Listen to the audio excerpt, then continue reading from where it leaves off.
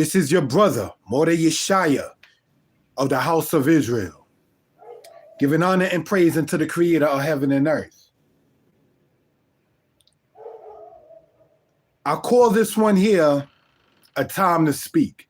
In our scriptures, we know and understand that it says a time to speak and a time to refrain from speaking. It also speaks about a word spoken in a timely manner. So, brothers and sisters, in light of that, you don't want to, and I'm speaking in general, just say something just for the fact of being able to say something. You don't want to say something just because you happen to know something. You want to be able to reach the people at a particular time. There's time and place for everything. We are Hebrews, Israelites. Most of us subscribe, to my knowledge, to the channel. You know, even in a marriage, there's a time that even a man and a woman are not supposed to be carnal with each other. There are culture matters to certain things. There are certain unwritten rules to certain things, brothers and sisters. Let me give an example. If there are two people, regardless of their ethnicity, regardless of their gender, and if they're talking about Hebrew or talking in Hebrew, and they are not talking to me, or if they're talking to me, but I am to be their ears at the moment, that doesn't give me the, quote, opportunistic time to just say, I'm going to say something. There's time and place for everything. You understand? So I'm saying this to say, essentially, know when the right time is to speak upon something. Know the right words when to speak upon something. Let me give another example. We are Israelites, Hebrews. Most of the people subscribe to the channel. If somebody is reading the King James Version of the Bible, or the Gideon's Version, or the Tyndale's Version of the Bible, which has several mistranslations, and I happen to see it knowing the Hebrew language, that is not the right time to sit there and say, hey, that book you got in your hand is really mistranslated in certain parts. At that point, you done made the person become defensive. He or she is at a certain point in his or her life. While I personally have the KJV or the King James Version cited at times, you never want to make anybody feel, when he or she is not doing out and out wickedness, to feel bad about a particular matter that he or she is about, to make one feel inferior in the actions that one chooses to do that is not out and out wicked. Now, if somebody's out there doing something lascivious, wicked, or evil, or that which is not good, then yeah, you got to be maybe a verbal vigilante in that case. But we're not talking about that. We're talking about a matter where people just don't know when to not say something at a particular time. By usually saying, well, according to what I studied history.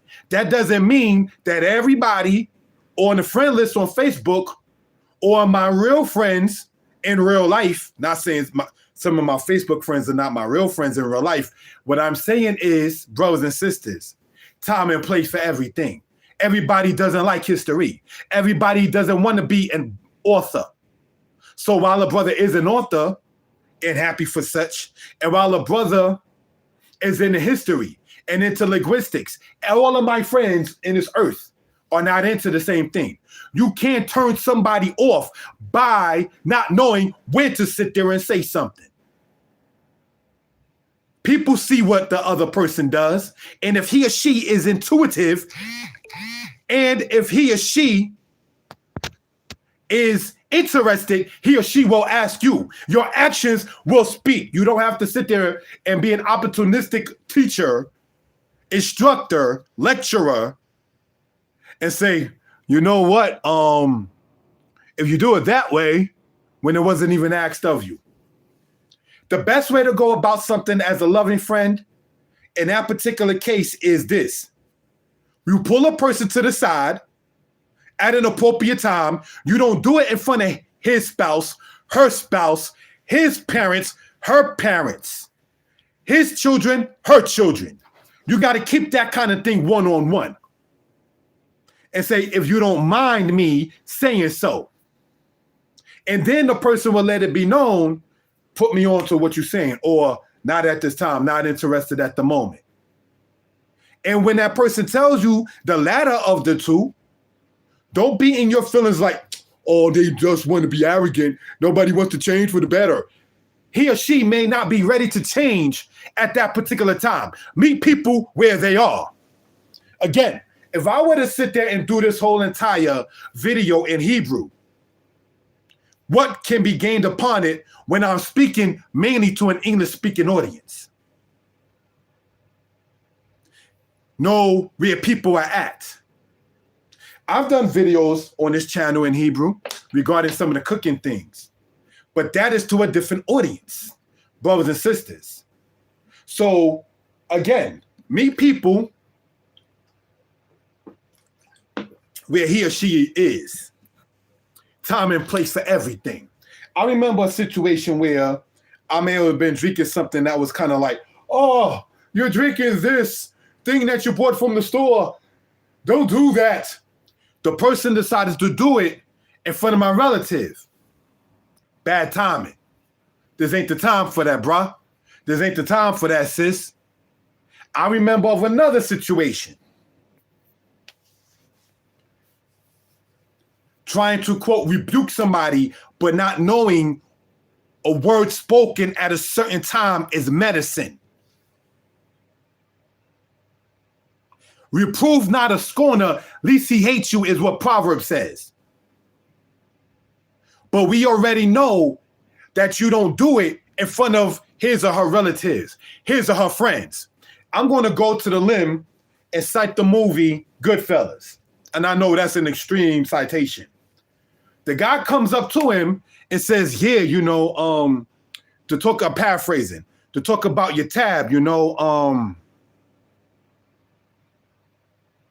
regarding certain things in that particular case. It's 7 big ones you owe me. Now, I'm not saying what happened was righteous, but the guy in the movie Goodfellas, when he was told that, was like, are you trying to call me a deadbeat in front of my friends? Pay attention to that, for instance. See how it was received, even if it was true that it was owed. You're going to try to call me a deadbeat in front of my friends. So now the person's reaction is defensive. Grab the guy by a tie and hit him with a bottle and literally kick him in his behind. I am not saying that's the way to go about things in that manner.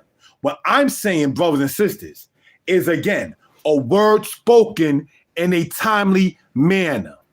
In order for you to be heard and have your words received, not just, well, I'm going to just say what I got to say and whatever happens, happens. That's not intelligent. Unless it's something, again, that you get a word from he who created the heavens and the earth, you don't want to disobey that. But even in that, Samuel knew how to approach Saul. Even in that, in the scriptures, Nathan knew how to approach David.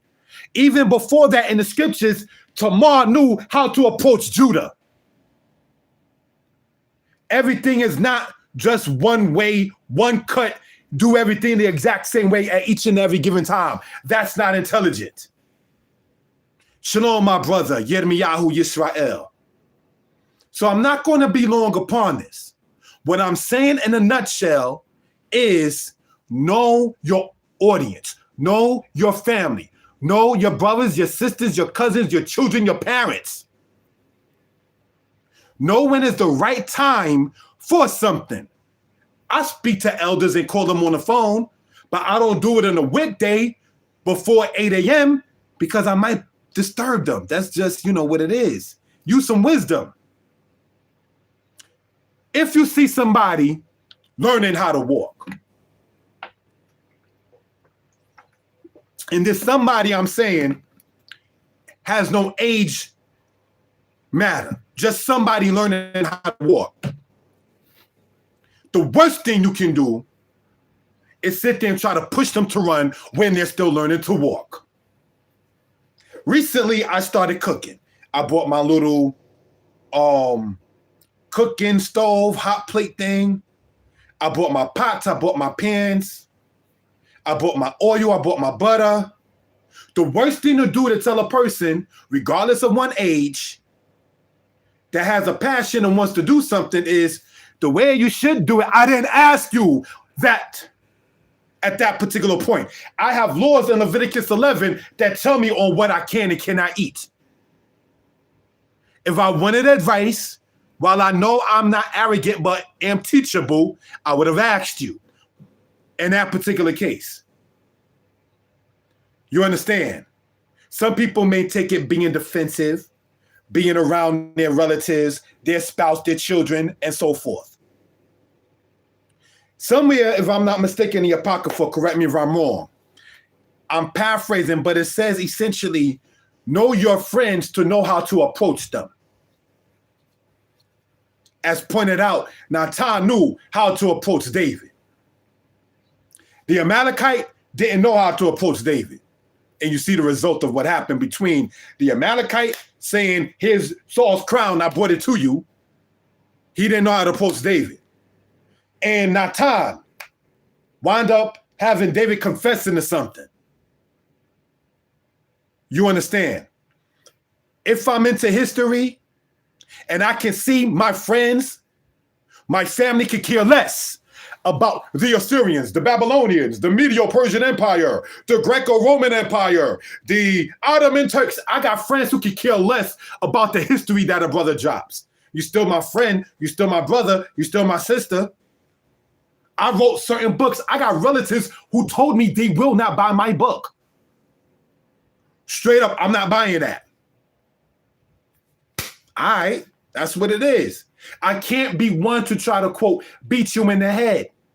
I can ask you, well, if you know anybody in the history, if you know anybody into language, Hebrew or otherwise, give this to them because it can help them. That's how you approach somebody when they tell you, but yet you still want your stuff out there, but you know that person is not recipient of it, of himself or herself. There's a time and place for everything. You turn people off by just saying, I'm going to sit there and I don't care about the repercussions. I'm going to say what I'm going to say. That's not intelligent. That's not wise. People are not going to want to hear from you. You're going to be put on Facebook in the archive community. You're going to join the block party online. You're going to join the block party in the do not disturb congregation on one's telephone. That's not how friends are supposed to respond. But you got to know how to be acceptable in your speech. None of us is perfect. Going to a great extent, this is why we don't use F-bombs when we're saying prayers. You saw the movie Menace to Society. Remember the part when the guy, old dog, was talking to the elder inside of Cain in his grandmother's house? And he said, it is, and he used the F word around here. And the elder looked at him like, are you serious in this house in front of me? And even though old dog was not the most upright of people, the character in the movie, no knock on Lawrence Tate, he said, it's messed up around here. He quickly knew how to be approachable. You understand? And he did not play a righteous character in that movie. So, brothers and sisters, in closing out this particular matter, be approachable. Be teachable. And while knowing how to teach, know when to say something. And just because you may know something, looked up something, into something, like I am a researcher, I am a person who goes on my channels, other people's channels, and so forth and so on. People have come on my channel and we've spoken and made dialogue. Doesn't make it right just because what you're saying is not incorrect. Peace to you. Timing for everything. Have a good day.